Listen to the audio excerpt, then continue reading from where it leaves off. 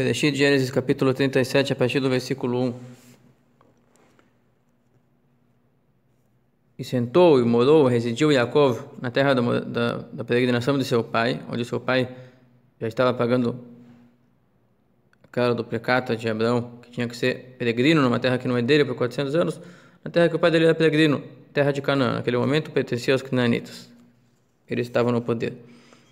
Esta é a principal descendência de Jacó.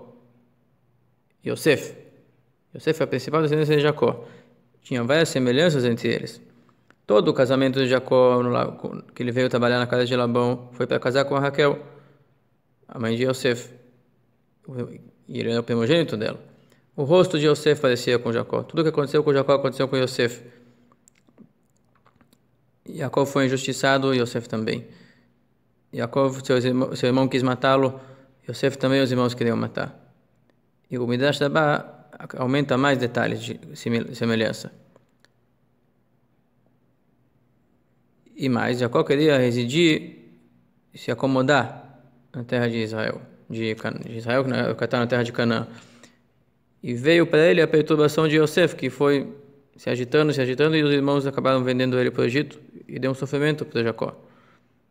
O Midrash diz, que Deus diz, basta para o justo o bem-estar que terá no mundo vindouro. E não pode se queixar das experiências que acontecem com ele nesse mundo. E o que tem a ver essa paraxá agora no contexto dos descendentes de Esaú que estudamos ontem? Então fala assim, a Torá resumiu aquelas gerações descendentes de Esaú que são irrelevantes para a outorga da Torá, para o serviço a Deus. Então a Torá resume, e assim também nas gerações entre Adão e Noé foi resumido. Quando chega no justo, que é relevante para a evolução da humanidade em relação ao serviço a Deus, a Torá detalha mais detalhes. E também diz que o poder de Yosef, descendente de Jacó, ele tinha um poder espiritual de vencer o descendente de Esaú. Naquele momento ele era o detentor do poder espiritual e da bênção principal do Yaakov. Ele era o Reuven, que é o primogênito. Cada um tinha suas qualidades. Então agora ela começa a contar. Yosef tinha 17 anos e ele era pastor de rebanho com seus irmãos e ficava muito amigo com os filhos das servas, as tribos, irmãos dele, filhos das concubinas, Jacó, filho de Bilhá e Zilpá. Enquanto os outros irmãos, filhos de Leá, afastavam eles, diziam que era a segunda categoria, ele aproximava eles.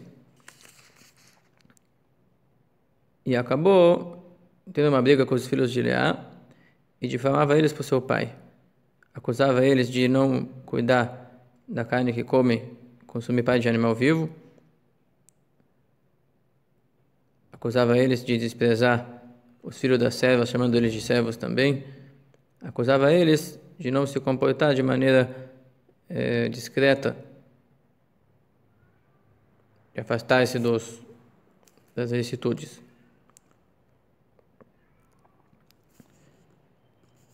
E por isso que como foi uma difamação, provavelmente não foi completamente verdadeiro, ele também sofreu da mesma maneira que ele difamou.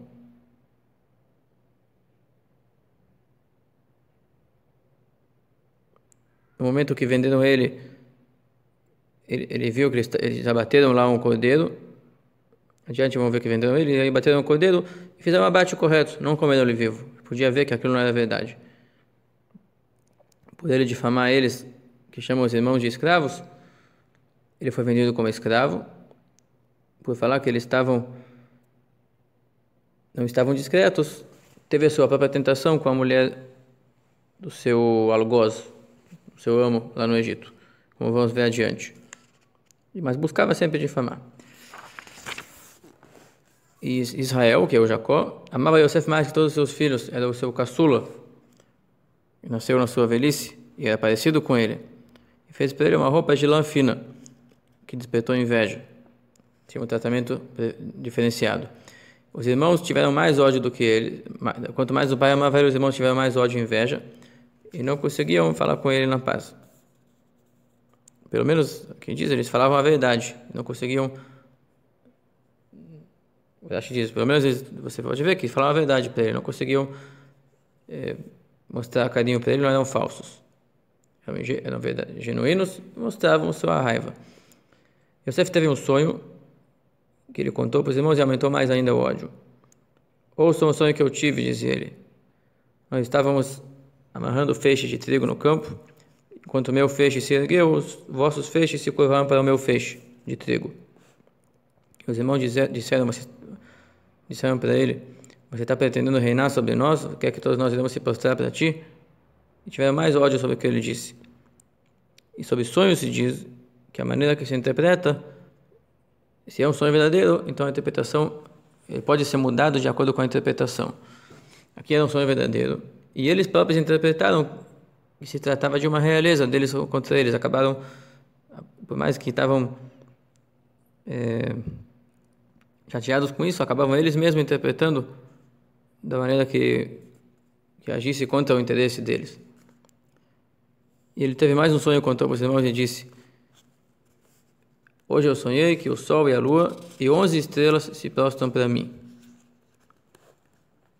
De novo indicando e querendo que eles dirão de novo, interpretassem a seu favor. E aqui o sol e a lua representaria, de certa maneira, o pai e a mãe e as outras 11 tribos se prostrando para ele. E ele contou para seu pai e para seus irmãos no mesmo local, e o Jacó reclamou com ele: o que você está desprezando, está invocando a inveja dos outros? E ainda mais, esse teu sonho não pode ser verdadeiro, porque a tua mãe já morreu, a Raquel, você é órfão. Será que eu e tua mãe falecida vamos se prostrar para ti? Da mesma maneira, tudo é falso. Isso é o que o Jacó disse, mas Jacó tinha outra visão. Como ele não tinha críticas, ele sabia as qualidades de Yosef, ainda mais qualidades espirituais, ele sentia que ele sim poderia reinar. Mas não sabia como interpretar essa questão da lua. E na verdade se tratava da Bilhá, a sua mãe adotiva, a serva da sua mãe Raquel, que criou ele. E ela realmente veio se prostrar para ele depois, quando ele reinou no Egito. Os irmãos mantiveram a inveja contra ele e seu pai esperava para ver o que vai dar. De qualquer maneira, o pai também, quando falou: será que você quer dizer que vamos se prostrar? Estava interpretando o sonho sobre prostrar, sobre realeza. E foi o sonho verdadeiro que veio a se realizar mais tarde. Até aqui o Chumash de hoje.